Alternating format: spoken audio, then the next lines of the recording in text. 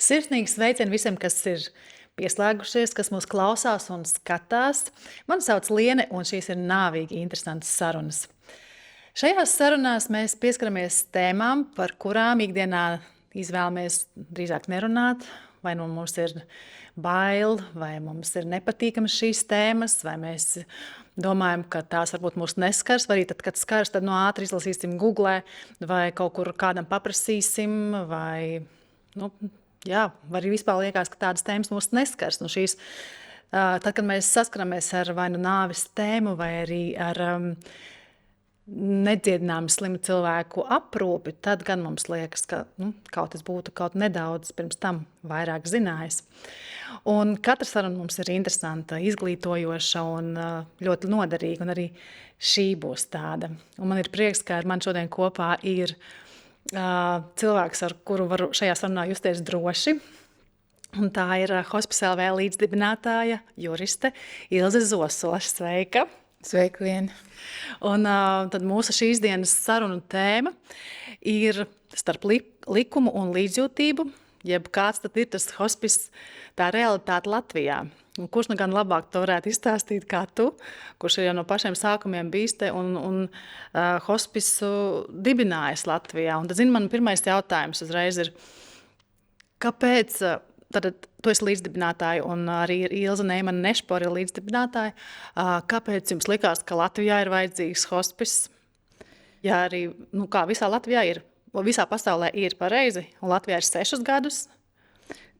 Kā organizācija, kā labdarības organizācija, to jau mēs zinām, varbūt kāds vēl nezina, bet joprojām Latvijā hospisa kā stacionāra, kā tādas vietas, kā institūcijas tādas nav, bet mēs esam labdarības organizācija Hospice LV, kam tagad jau ir 6,5 gadu, no 2019. gadā mēs esam dibināti. Un jā, mēs esam ar Otrilzi gan draudzenes, gan biznesa partneris un tuvi cilvēki. Un jā, paralēli saviem ikdienas darbiem mūsu kopīgajā birojā kaut kā mums tās domas sakrita. Ilzei vairāk caur savu personīgo pieredzi ar tuviniekiem, caur tādām izziņas procesiem Indijā un Korejā un dažādām tādām ezotēriskām tēmām, sarežģītām, caur hindi studēšanu, gan valodas mācīšanos, gan tādā lietā. Man pilnīgi citā ceļā tas nonāca, es izlasīju vienu tādu mazu, nevisai biezu grāmatiņu, un tas man... Kura tā bija? Tas ir Atuls Gavande Būt mirstīgam. Iesaku izlasīt visiem. Tā ir tiešām, viņa nav dārga, viņa tāda maza grāmatiņa. Ļoti interesantā manierē uzrakstīta, kur ir tādi 5 vai 6 cilvēku stāsti, reāli stāsti Amerikā, kā tu pamazām saskaroties ar vecumu, ar kaut kādām slimībām, ne tikai vecumu, bet vai ar kādām slimībām, kā tu pamazām zaudē kontroli pār savu dzīvi. Un tas man likās kaut kādā ziņā, protams, kad vai ne biedējoši, mēs jau droši vien kā daudz cilvēku lasot grāmatas vai skatoties filmas, kaut kā identificējamies, personificējamies, un tas man lika domāt par ļoti daudzām lietām, varbūt arī tādā no tādas tiesību viedokļa, vai ne, un par to neaizsargātību šausmīgo, kādā cilvēks nonāk, un tā mēs ar Ilzi, Ilzi kā vienmēr tas ideju ģenerators, un nodibinājām šo te labdarības organizāciju. Ne mums ir ne sociālās aprūpes izglītības, ne medicīnas, bet domājām, ka labdarībā jau tā teikt pieņem visus, vai ne, kam atvērta sirds un labi nodomi, un tā no tās labdarības organizācijas, no slimnīcu apmeklējumiem, no tā viss ir izaugus. Šobrīd jau 6 gadu laikā ir milzīgs darbs izdarīts. Ļoti daudz, kas izdarīts, un organizācija, man liekas, jau sen ir mūs abas pāraugusi un ir daudz lielāka, un es tikai spēju, tā teikt, plikšķināt acis un skatīties. Labi, tas ir uz tā entuziasma bāzes un uz tādas dzīves pieredzes bāzes. Un cik sarežģīti, ja vienkārši bija nodibināt to hospisu Latvijā? Tas bija vajadzīgs, kā sabiedrībā tas ir nepieciešams un... Tas bija īstenībā tas pirmais bija tas mūsu pārsteigums, kad nav nekādas palīdzības, kad ir Facebookā grupa izmisuma zonā, kur cilvēki tas izmisums par ko? Par to, kad nav palīdzības. Nav palīdzības, ja tuvinieks nonāk tādā situācijā, kur ir, piemēram, tur ātri progresējoša vai onkoloģijas slimība vai kāda neiroloģiska, pie kā griezties, kur ir, nav. Un tad, tā kā mēs bijām salasījušās šo te brīnišķīgo grāmatu, kur ir hospice, kur ir tāda pieeja kompleksa, kur ir šī te arī garīgā, šīs te jautājuma puse netiek pamesta vērā, vai ne tāda, ka to visu var izdarīt. Mums bija liels brīnums, ka nekā nav. Vai ne, kamēr tu tā kā personīgi neesi saticies, tu jau tā kā arī vari nezināt tās detaļas, un mēs tiešām skatāmies, nav ne mobilās komandas, nav aprūp mājās ilgstoši šādiem cilvēkiem, nav hospisa atsevišķi, kur būtu šī te holistiskā pieeja un tas. Un tad, kaut kā mēs tā bijām tik iedomīgas un drosmīgas, kad domājām, ka, ja nav, tad mēs varētu sākt un darīt, un tā teikt, risināt tos jautājumus, cik tā spēka ir. Jā, tagad atskatoties, protams, paldies, daudz kas izdarīts, paldies arī tev, paldies to, arī. Ko tu dari. Tu esi viens no flagmaņiem mūsu. Jā, ir ļoti plašs pulks jau arī hospice brīvprātīgo, kuri dodas pie hospice pacientiem. Ik nedēļu, un arī mēs kuldīgām trešdienās dodamies pie šiem pacientiem. Un arī saskaramies ar to jautājumu, kad piederīgie mums jautā, tad, ko mums darīt, tad tas neārstējama, smagi slimais pacients ir nodaļā. Tā kā daktari tad plāta rokas, tā kā vairs īsti nezin, ko, tā kā palīdzēt nevar, bet ko darīt tālāk ar to pacientu? Viens ir aprūpes nams, otrs variants ir vest mājās, bet kā tas piederīgais tiek ar viņu galā, tad tie piederīgie vienkārši nezinu. Izmisuma zonā nonāk, un vai tas izmisums ir tas labākais tā kā padomdevējs vai ne tādā krīzes situācijā, to jau mēs arī esam te visus kursos izgājuši un mācījušies. Skaidrs, ka šāda situācija, ja tuvinieks ir saskāries ar šādu te neārstējumu. Pirmkārt, tas ir krīzes situācija pašam cilvēkam, kas ir saslims, vai ne? Viņam notiek eksistenciāli milzīgs. Sākot ar to, ka uzzina vispār diagnozi, kad arī ārsta koncilijas ir lēmts, ka ir, tā dzīvības ir terminēta. Ir pateicis, ka līdz 6 mēnešiem. Tad, kam vispār ir tiesības zināt par pacienta veselības stāvokli? Tur ir arī viens ir, vai ne, kā ir uzrakstīts likumā, un otrs, tāpat kā jūs ejiet, vai ne, kuldīgas slimnīcā, vai saviem piemēriem ziniet, kad nevienmēr tas likums dzīvē tā izrādās. Mums ir uzbūvēts likums, pacienta tiesību likums tādā veidā, ka pašam pacientam ir tiesības zināt. Principā vajadzētu būt tādai sistēmai, ka viņam būtu arī iespēja aizsargāt šo te savu privātumu. Piemēram, ja es ar šādu slimību saslimstu, es, piemēram, negribu nevienam teikt to. Tā ir mana tiesības. Bet kā viņš uzzina to? Tagad, ārstam ir vēstule. Ārstam principā tas ir jāpasaka, un mums pāris gadus atpakaļ bija arī šis te mūsu ikgadējais diskusiju fórums tiesības uz cieņpilnu nāvi, kur viena no tēmām bija teikt vai neteikt. Visa fóruma diskusijas, visa diena bija veltīta šim te, un joprojām bija dažādi viedokļi, bet tas no tiesību viedokļa, no likuma viedokļa ir tā, ka pacientam ir tiesības zināt. Vienīgais ir, ka tur ir es piedāvāju, ka ir vēl viens tāds solis pirms, ka mēs, ja ir šī te smagā, bet vajadzīgā atklātā saruna ārstam ar pacientu, tad viņam pajautā to jautājumu, vai jūs gribiet zināt, piemēram, to savu dzīvildzi. Varbūt jūs negribiet. Ja jūs negribiet, es šeit esmu, jūs vienmēr variet atgriezties ar šo jautājumu. Ja jūs negribiet viņu uzdot šodien, jūs variet uzdot pēc nedēļas, kad jūs esiet pats kaut ko apdomājis, palasījis. Bet tas, kad ārstam ir pienākums izskaidrot diagnozi, izskaidrot prognozes, izskaidrot iespējamās ārstēšanas, metodas, pieejamās metodas, nepieejamās, kādas vēl ir. Tā kā ir tie ir tie ārstniecības iestādes pienākumi. Bet tā tas arī notiek realitātē? Realitātē notiek, tikai, protams, ir jautājums, vai tu uzdev šo te jautājumu. Man, piemēram, personīgi tas ir ļoti svarīgs, šī te autonomijas saglabāšana. Ja mēs iet tālāk, vai mēs varētu uzdot šo te jautājumu, vai es ar smagu slimību, kuru man ārsts ir izskaidrojis, es zinu savas prognozes, vai es varētu tās savas atlikušo dzīves daļu nodzīvot autonomi, tā kā mums latviešiem pieņemts nekļūstot par nastu, neuzgrūžot vai ne savas problēmas citiem.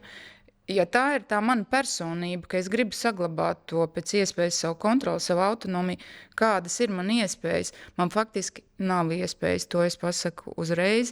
Es neesmu redzējusi nevienu piemēru par šie te gadiem, kad kādam cilvēkam būtu izdevies saglabāt šo te. Jo cilvēkam ir tiesības pateikt ārstam, es nevēlos, ka jūs to sakiet manai sievai, manai meitai vai manai mazmeitai. Viņam ir tādas tiesības, Bet tad ir jautājums, kā tālāk, kā es viens pats varētu iznavigēt cauri, arī ņemot vērā, piemēram, tur konkrēto kaut kādu slimību, kur ir iespējams kognitīvās, spriešanas, lēmumu pieņemšanas ierobežotas iespējas. Kā?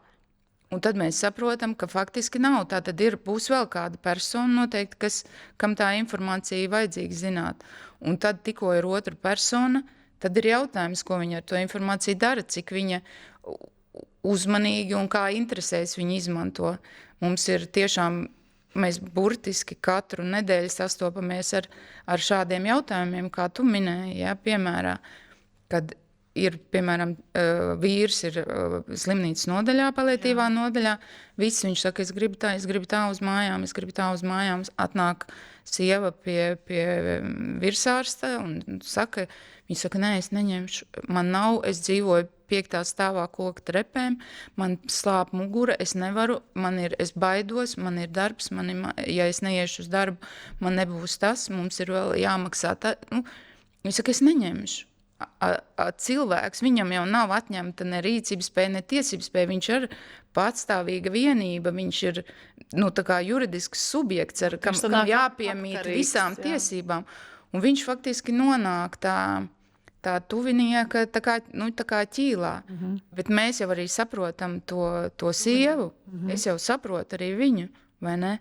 Un te ir tas, kad faktiski tas, kurš ir kustīgāks, kurš ir spējīgāks, viņš, protams, paņem paņem kontrolē, vai ne, to cilvēku. Viņš sāk kontrolēt tās viņa, ko viņš grib, ko viņš negrib, to viņam vajag, to viņam nevajag.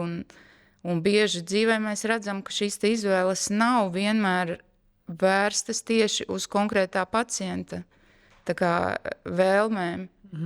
Jo te ir vēl juridiski vēl tāda sarežģītāk tālāk jautājumi.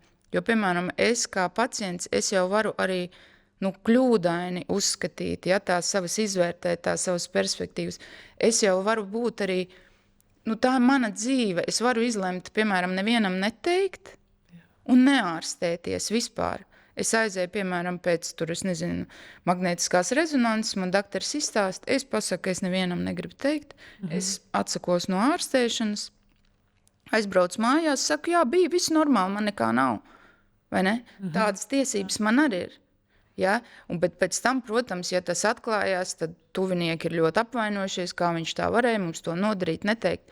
Bet mēs jau arī zinām uz otru pusi situācijas, cik man ir bijis, kad mūsu darbinieki, mobilās komandas, kas brauc pie pacientiem uz mājām, kas saka, kad ir pirmā vizīte, ka vispirms izskrien tuvinieks kāpņu telpā un saka, tikai nesakiet, kad pašam pacientam, ka viņš ir... Nākamais jautājums, es arī esmu dzirdējusi tās situācijas, kad tur meita vai sieva zina to diagnozi, un tad savā starpā ģimenē sarunā, ka tam mirstošajam tētim neteiks. Jā, pie tevis podkāstā bija arī mūsu pacienti, meita Ilze, kur viņa arī saka, ka viņi šādu te lēmumu bija ģimenē pieņēmuši.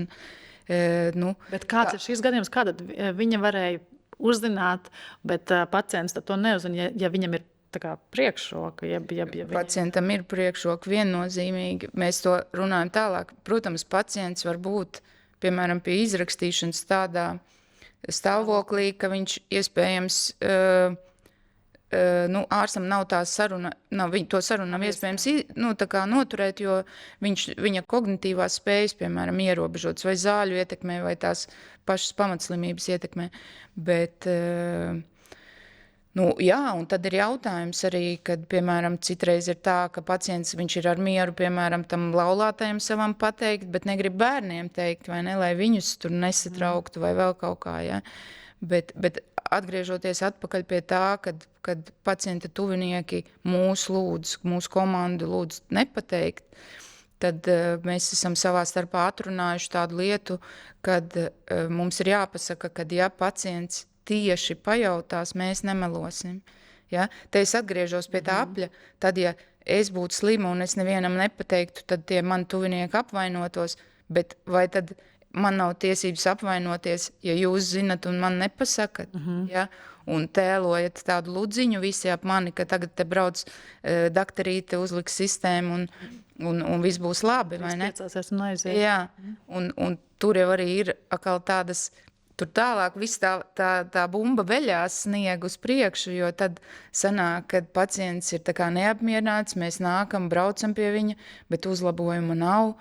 Viņš tā kā sagaida, ja viņš grib, lai nāk fizioterapeits, ergoterapeits, bet spēki zūd, ko te jūs man te ārstējat, ja, ka viss ir slikti, arvien sliktāk, ja, un tāda, un man liekas, kad tas mums ir vēl tāda sabiedrībai pašai, šie jautājumi sevī jāizdiskutē, un te mana tā iekšējā pārliecība, bet tā ir personīga, un kad šai tādai, vispār mums pieaugot būtu jābūt gataviem tādām smagām sarunām, atklātām, kas, protams, maina, vai ne, turpmāko to ritējumu. Jo... Es atceros, ka tad, kad mans vīrs bija ar onkoloģiju slims un bija paliatīvajā nodaļā, nebija vēl paliatīvā nodaļā, bija vienkārši slimnīcā, un tad mani ārsts pasauca uz atsevišķu kabinetiņu, un man to pateica. Viņš teica, mēs neko vairs nevaram darīt, diemžēl. Tā kā, tās dienas ir skaitītas, un tad tā ir ļoti, ļoti, ļoti drausmīga sajūta, kad es palieku ar to informāciju, un es nezinu, ko tālāk darīt. Arī tālāk tad iet vīram teikt, neiet vīram un neteikt, bet skaidrs, ka tas cilvēks sajūt jau vienalga. Bet šobrīd tas, ko hospice var palīdzēt, būt tādā brīdī blakus, gan tad, kad pacients zina. Šajā te krīzes situācijā, ģimenē, jo tur jau tā lieta, ka tas ir tas brīnišķais šajā te pakalpojumā, kas ir šīs te paliatīvās aprūpes mobilās komandas pacienta dzīves vietā, ka viņā ir šie te 3 komponenti, ir šī te tiešām fiziskā palīdzība aprūpē, nomazgāšanā, paēdināšanā pacienta, ko es neļauju saviem kolēģiem teikt barošanā. Te nav nekāda ēdināšana, tā ir tiešām palīdzēt paēst. Un tad ir medicīniskais personāls, kas ir pieejams, vai ne? Un ir šis te garīgais atbalsts. Ja? Protams, mums ir tur aizspriedumi varbūt pret šo te, varbūt, es nezinu, mūsu vecāku paudzei vai vēl kaut kam. Es ceru, ka mums tādu vairāk nebūs, ka mēs jau būsim vairāk atvērtāki tādam, bet mēs redzam, ka šāda te, tiešām uzklausīšana un aktīvā klausīšanās un tāda ļoti palīdzoša kritiskā situācijā, jo mēs jau ieejam tajās ģimenēs, tajās apstākļos, tas, ko tu pastāstīji, tas piemērs, ka tagad tas ārsts pateicis tev un tagad tas uzgulās uz tevi vai neko ar to tālāk darīt. Man liekas, ka mēs jau vienalga tā situācija notiek kaut kādā vai ne dzīves tajā etapā, kurā mēs jau esam kaut kādā kopā viens ar otru gājuši, vai ne? Un tad tiešām ļoti daudz kas atkarīgs no tā, kādas mūsu tās attiecības, cik dziļas vai cik tuvas vai cik tādas, cik mēs esam kā personīgas neatkarības, cik mēs esam tādi, vai ne? Tās personības īpašības ļoti daudz ko nosaka. To es esmu tā kā arī ievērojusi, kad faktiski kā jebkuru to krīzes jautājumu būtu tā ģimene vai tās cilvēku loks risinājis, viņi ļoti līdzīgi arī šo te risina. Jā, par tām cilvēku attiecībām arī dodoties kā hospice brīvprātīgais pie pacientiem, ļoti bieži ir vientuļi cilvēki, kuri pēc atrašanās slimnīcā tiek aizvest vai uz aprūpes namu vai pansionāts. Un ir arī pacienti, kuri, mēs prasam, vai jums nāk kāds ciemos, un tad viņi saka, jā, tur kaimiņieni, vai dzīvoja, kad dzīvo viens, un tad nāk tā kā vienreiz, tur, nezinu, nedēļā, divreiz nedēļā atnes zupu kaimiņieni. Ir tādi pacienti, kurus vai nu tur dēla bijusi sievas, tur mazmeita, vai nu kaut kas tāds pilnīgi tik attāls radinieks aprūpē un ir līdzās, ka, tā tas ir, un jā, tas ir tāds jautājums, kā mums jau te tā, kā tu sākumā ievadā teici par šīm te tēmām, vai ne? Viņa jau tāda nepatīkama ir tāpēc, ka viņa atdurās pie katra no mums, vai ne? Man tur pavisam nesen bija saruna, es saku, Ilze, vajadzīgi kā tiešām un nav ilgstoša aprūpe, bet es atbraucu tur, es nezinu, no Amerikas, un man ir tikai nedēļa, man iedeva laiku, vai ne, man ir atpakaļ, man ir tur darbs, man ir savādāk zaudējuši, man tur nav sociālā, man ir hipotēka, man ir bērns tur un vīrs, un mamma tagad ir šeit. Un nav kur mammu likt. Jā, bet viņi saka, bet man ir biļete, un kur man, kā nav? Kā nav?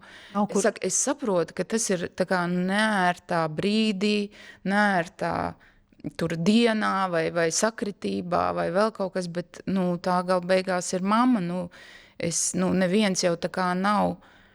Es saprotu, ka sanāk cilvēku uzreiz tā kā domā, nē, man tas īsti komfortabili nav. Tagad mesties iekšā ar visām četrām šajā situācijā. Kur te ir tā valsts, kur te viņa te man tagad varētu to manā vietā izdarīt, ja? Tas ir arī tāds, cik mēs esam gatavi to komfortu zaudēt, ja kaut kādu to savu, un pateikt, cik, vai man ir tagad, ja man ir ļoti smagi slimi, piemēram, tur es nezinu, mamma, viņa man jāieliek ir pansionātā maksas, tur būs, es nezinu, 3000 mēnesī, bet man šogad meita beidz vidusskolu, man viņa jāsūt uz ārzemēm, un man būs tie 3000 tur vajadzīgi.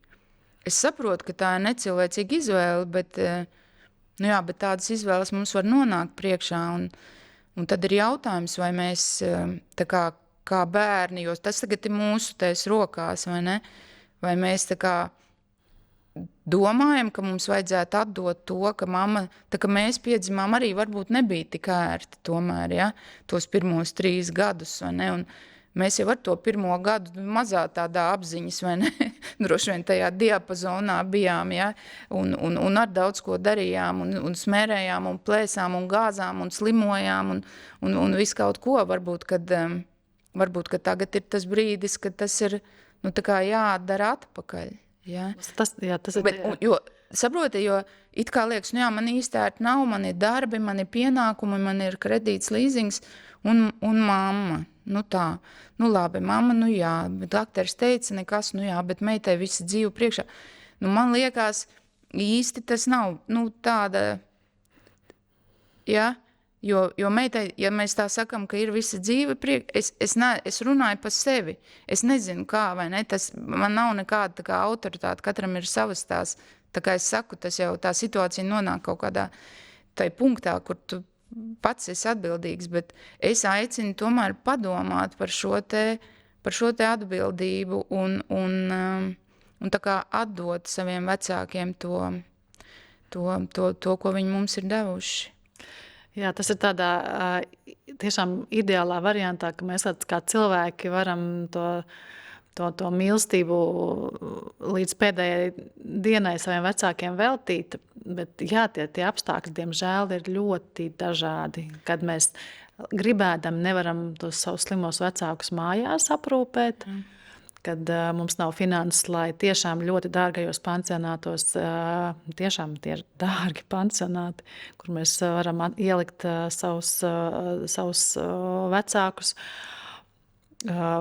Es nezinu, tā ir slimnīca, kur ilgstoši tad viņš guļ, un tur arī slimnīcā nomirst, bet arī pēc pieredzes uzklausot šos pacientus, viņi negrib, neviens negrib nomirt slimnīcā. Ļoti reti ir kāds, ļoti reti to, ko mani kolēģi, kas tiešām iet šajās te mājās pie mūsu pacientiem, viņi jau saka, ļoti reti ir kāds, kas negrib, tie parasti ir jaunāki cilvēki, kas tā kā negrib, lai bērnu klātbūtnē vai kaut kāda tāda šīs miršanas process notiek, vai kaut kas tāds, ka tas varētu sabiedēt, tas varētu viņus satraukt vai vēl kaut kā. Un atkal justies kā nasta. Jā.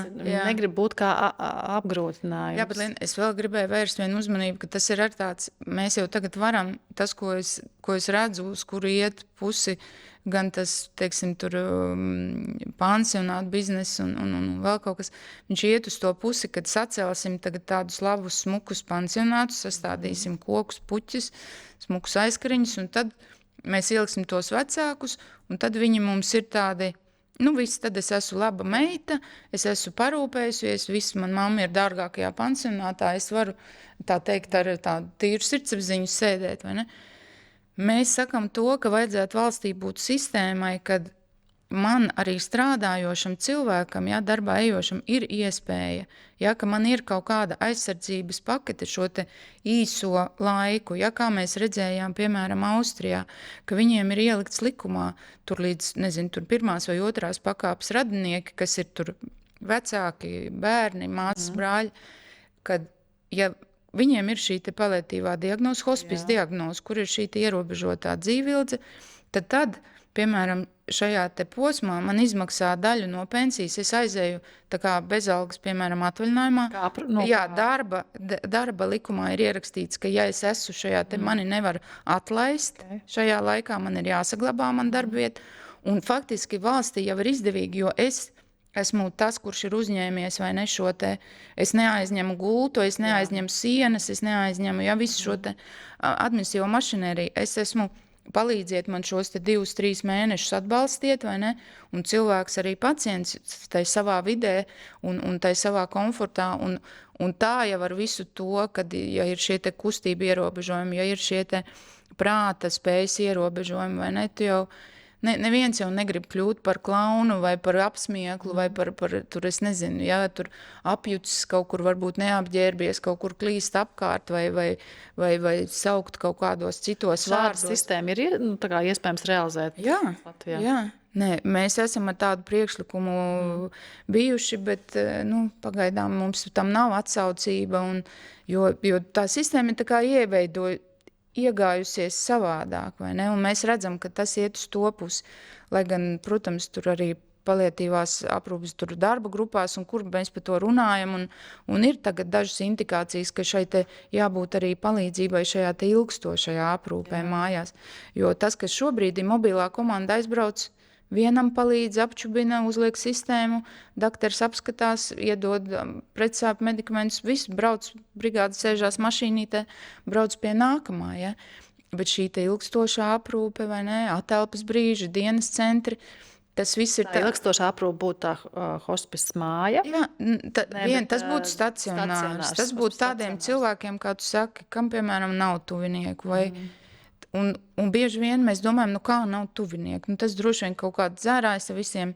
sastrīdējies, tur ar visiem cietumos 5 sēdējis, un tagad zini, baigais cietējs. Bet tā dzīvē nav. Ir tiešām bieži vien, kad ir sievietē, vīrs ir miris. vai nosities ar mašīnu, vai ar traktoru, vai vēl kaut ko. Dēls arī bijis kaut kur, vai ne, gājis bojā, vai nav, ja, vai mazotnē nomiris, un viņi ir tā dzīvojuši. Māsa, kas ir bijusi visu mūžu kopā, tā arī mirusi, ja, un cilvēks tā kā labu, krietnu dzīvi dzīvodams var nonākt tādā situācijā, ja, un pie tā, kad ja nav šī te pašaprūpe, zaudējās tā autonomija, zaudējās pašcieņa, rodās kauns par sevi, ja, par to situāciju, un tas maina cilvēku personību. Un tas, tā kā, tajā, kā mūs māca, ja, mēs par šo esam arī bijušas mums lekcijas, viņa izmaina cilvēku to personību, un cilvēks pazaudējās, un tās, piemēram, tās kauna sajūtas, kas saistītas tieši ar to fizisko apkopi, ja, ko mēs saprotam, ja tur ar autiņbiksītēm un tādām visādām nevarēšanu norīt, paēst un katetriem un to visu, vai ne? Cilvēki, tas vispār, tas ir neiedomājami, kā cilvēki ar to tiek galā, ja. Mēs pieskārāmies to bērnu tēmai, es domāju, jā, mēs runājam par to atbildību, bet atkal skatoties no otras puses, daudz arī runā par to, ka es esmu izaudzinājis bērnus, tagad man vismaz būs kāds, kurš man pienesīs ūdeni, ja vajadzīgā brīdī, un tad es tevis dēļ esmu darījis to, tev esmu devis labu izglītību, tur visos ceļojumos tev vadājis, un tagad tev ir pienākums mani aprūpēt, tā ir.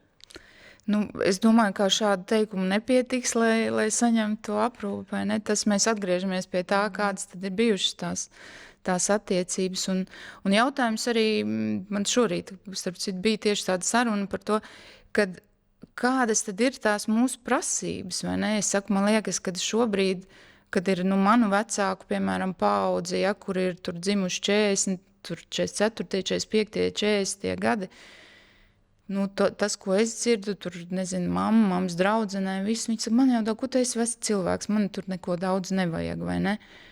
Es, protams, nezinu, Liena, kādas mēs ar tev būsim, kaprīzes, varbūt princeses un tantiņas, un ko mēs gribēsim, bet to mēs tā kā nevaram zināt, vai ne? Un protams, būs atkarīgs, kādi tie bērni izaudzināt. Man ir viens tāds zinātniski nepamatots secinājums, kas man ir radies par šiem te gadiem, dzirdot arī ikdienā visus šos te gadījumus, kad ir ļoti liela atšķirība, vai aprūpi uzņemas dēls vai meita. Vai tas ir tā kā, vīrietis vai sieviete, ja? Vai tad būtu sieva arī vai vīrs, tieši dzimuma atšķirībām. To es redzu, ka vīrieši to uztver daudz tehniskāk. Tā, redz, kur tā aprūpētāja bija, mediķis teica, tas bija viss tīrs, kārtīgs, gaisma iekšā, gaisma ārā, logu vaļā, izveidināts, viss, tikko zāles, viss būs pēc stundu. Ja? Tas ir tāds, bet tā mēs esam iekārtot, vai ne? Sievietēm ir vairāk tā empātija, tā klātbūtne, un no kurienes man radās tas secinājums, mums, piemēram, pateicības, mūsu komandai vai ja mums ir saziņas tie telefoni, vai ne, vairāk saka tieši sievietes. Ja ir tur, es nezinu, dēls rūpējies un ir tur nomiris tēvs, nekad nebūs. Paldies, jūs bijāt tur tāda īpaša pateicība tur Zanai, Līgai, Ingai par to, ka bija, ja būs dāmas, būs meita vai māsa vai kā, būs vairāk šī arī atpakaļ saite un vairāk iesaisti un vairāk tā kā, es nezinu kā, bet tas... Man liekas, tas vīrieši cilvēks ļoti pārdzīvo un baidās tās emocijas varbūt izrādīt, un tas nenozīmē, ka viņi... Jā, bet tas ir, un arī tie risinājumi, ko izvēlās, ja tiešām tas uz kā pleciem tas ir uzlikts, tur ir tiešām vairāk labāk ieliksim slimnīcā, slimnīcā zinās, ko darīt, tur ir drošāk, viss, es apzvanīšu, es te nokārtošu, man tur kursa biedrs, man tur darba biedrs. Labi, ka visu, ir vispār. Vai ne? Bet tad tev jāieslēdzās, tu nevari tā kā, pazvanīt, un tev tas tā kā notiek, tā kā mobilā komanda. Ja mums pēc noteikumiem ir 24 stundu laikā, pēc tā, ka mēs saņemam šo te koncīliju dokumentus, ir jāuzsāk pakalpojums, kas arī no mūsu puses tiek ievērots, un mēs redzam, cik ir svarīga tā momentālā klātbūtne, ja? Ka tev nav tas, nezinu, nedēļas vai ne starplaiks, ka tu jau esi izmisumā un jau pats gribi jau karāties pie lampas. Tā kā... Ir ļoti, bet es gribēju teikt, ka ir, paldies Dievam, ka ir tie bērni, radinieki, kas ir gatavi iesaistīties tā cilvēka aprūpē, un ir tādi kaimiņi, kuri noteikti skries palīgā tam vientuļam cilvēkam. Un kā, es nezinu, kā tajā palīdzības sniegšanā kā nekļūdīties, ja nenodarīt sev pāri. Viens ir sev, bet vēl jau ir arī par to tuvinieku, vai ne? Jo kā būtu, piemēram, ja mums ir pacients, kurš ir tā kā vientuļš, viņš ir savā dzīvoklī, viņš tā vēlās, bet viņam ir, piemēram, sāpes, un viņam vajag pēc laika vai tur pozicionēt, piemēram, vai viņam vajag inicēt, piemēram, pretsāpi, tur morfiju vai vēl kaut kādas šos te medikamentus speciālos. Vai tad, es būtu tāda laba kaimiņiem, piemēram, tu nezini, aiznes zupu, nopirkt to, tur kaut ko palīdzēt šo to, bet vai es uzņemtos bez medicīniskās izglītības špricēt? Noteikti nē. Bet to drīkst darīt? Tas ir tas mūsu Latvijas absurds, kad, piemēram, aprūpētāji, kas izgājuši apmācību un ir tur, piemēram, māsu palīgi nedrīkst to darīt, pie mums drīkst darīt tikai māsa vai ārsts. Nedrīkst, bet tuvinieki var. Tuvinieki var. Neizējot. Tas ir tik dīvaini. Jā. Māsu palīgs nedrīkst, bet tuvinieki drīkst. Jā. Un tas ir, un tad mums dažreiz ir, ar kolēģiem arī mēs tur tādus, protams, kas sarežģītā gadījumu vienmēr analizējam un pārnājam, un ir tā, ka man dažreiz liekas, taču viņa tur ir visu laiku blakām, kā viņa nevar, bet cilvēks saka, nē, es nevaru, es to nedarīšu. Un tad jautājums, ja ir vajadzīgs, ja tiešām cilvēks mokās, slimnieks mokās sāpēs, un ir vajadzīga, piemēram, šī te inicēšana ik pēc noteiktā tā schēmas, pēc laikiem, un mobilā brigāde, viņa nevar braukt, tā kā katras 2 stundas, mēs, protams, kombinējam un daram un skatāmies, ko var salikt kopā, varbūt, ja ārstu prakse, ģimenes ārstu prakse ir atsaucīga, varbūt tad viņi var nākt, un tad tagad vēl ir savādāk, tur iespējas tur tiem plāksteriem un vēl kaut kā mēs, protams, izlīdzamies, bet tas nav labākais. Šis būtu viens no pacientiem, kam būtu vajadzīgs hospis, ja? Jo viņam šī te pirmsnāvas aprūpe ir tik intensīvi vajadzīga, lai viņam vismaz sāpes, vai ne, cilvēkam ir tiesības neciest sāpes, ka viņam tiktu nodrošināta, bet Liene, te jau ir vēl lielāka problēma ir tā, kad ir to, ar ko es sāku stāstīt, kad šis pacientiņš nonāk savu to tuvinieku varā un iespējams viņi dēļ savas vai tur informētības, neinformētības vai saviem pasaules uzskatiem, piemēram, uzskata, ka nedrīkst morfiju inicēt.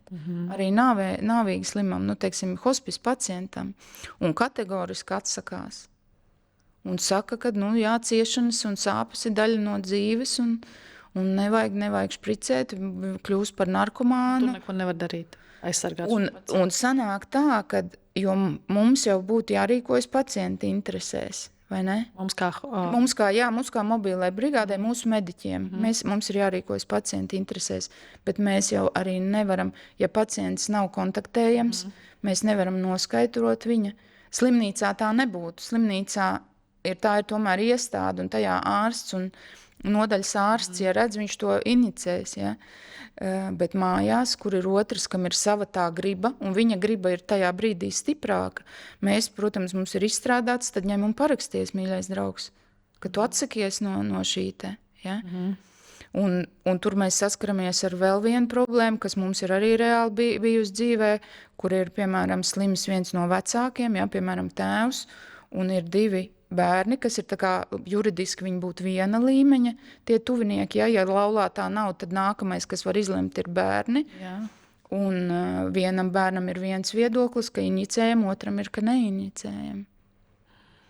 Un te ir tas jautājums, ko droši vien arī man kā juristam, ko es esmu ievērojis, kad kādas tad ir tās darbības, ko mēs vēl tādi dzīvi un sprigani būdami, ko mēs varētu šajā lietā izdarīt paši priekš sevis. Ja?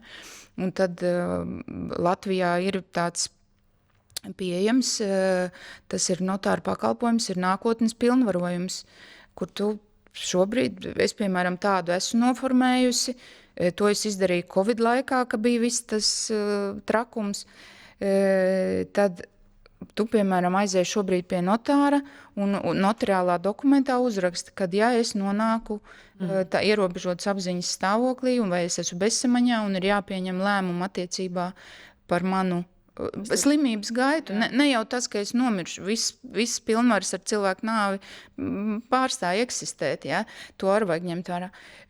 Bet tas ir nākotnes pilnvarojums, iestājoties zināmiem apstākļiem, ja? Jo es jau varu, nezinu, man arī var kaut kas notikt, vai, nezinu, infarkts, vai man var nobraukt, un es esmu ilgu laiku, mēnesi, man ir jāturpina, taču es esmu vēl dzīvs un cilvēks, man ir joprojām kredīts, man ir maksājumi pa dzīvokli, pa vēl kaut ko, man pieder, es nezinu, tur uzņēmumā, kapitāla daļas, man ir darba vieta.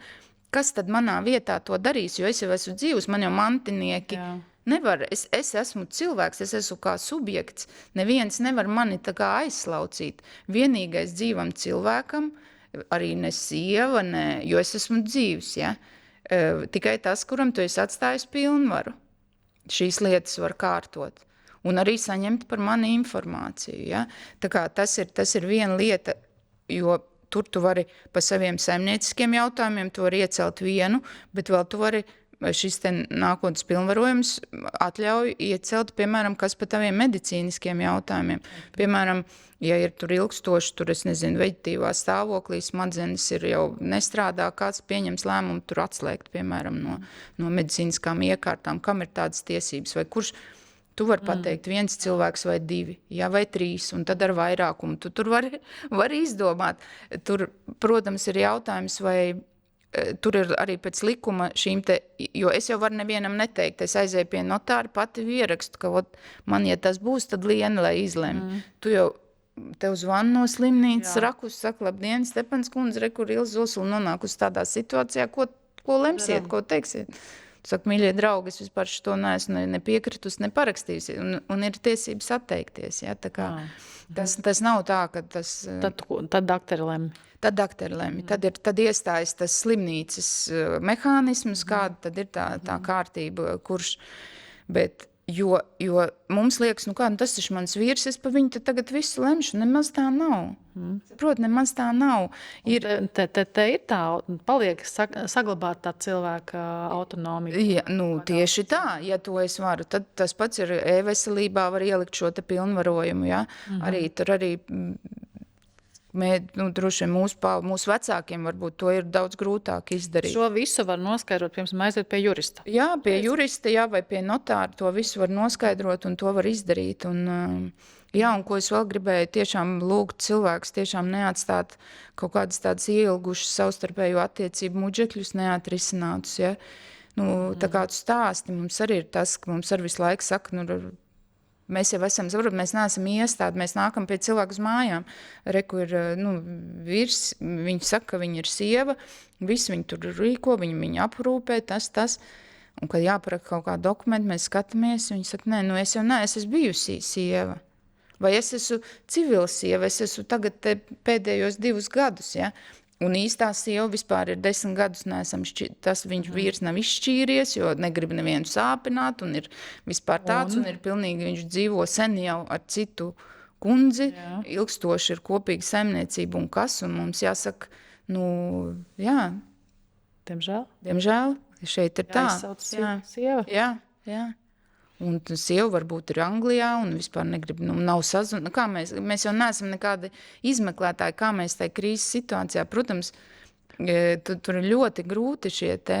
Lietas ir jāsakārto. Jāsakārto, ja šķirās, tad jāšķirās, ja precās, tad jāprecās. Saprot, tās ir, šobrīd taču pat var neprecēties, var partnerību, nokārtot un arī dažādu dzimumu cilvēku var partnerībā nostāties un medicīnas un pacientu tiesību likumā ir ielikts šis te partnerības arī princips, ko partneris var. Jā.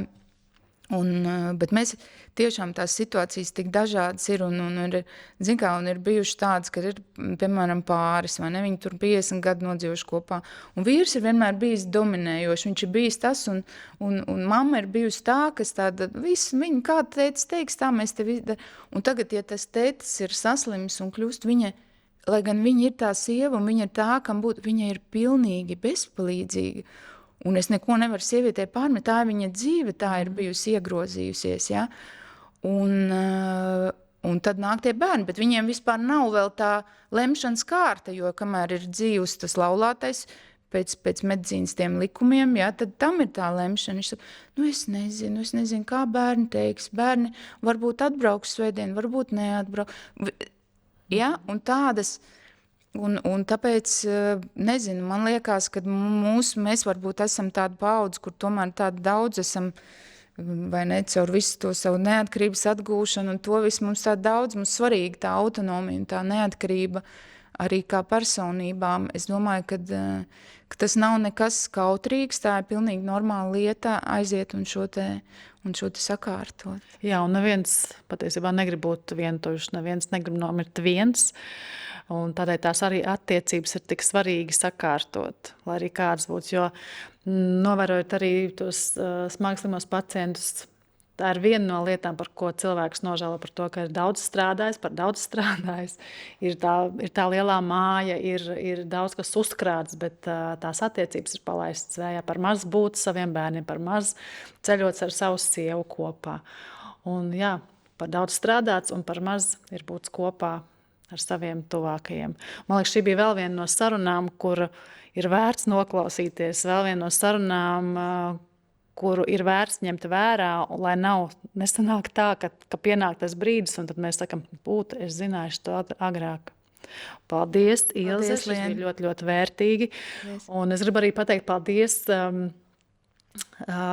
katram tam pacientam, kurš mums bijis blakus, kad ejam kā hospice brīvprātīgie katru trešdienu, jo, kā jau dzirdat, tad arī šie pacienti ir kā tādi galvenie varoņi mūsu katrā raidierakstā. Paldies, tiekamies!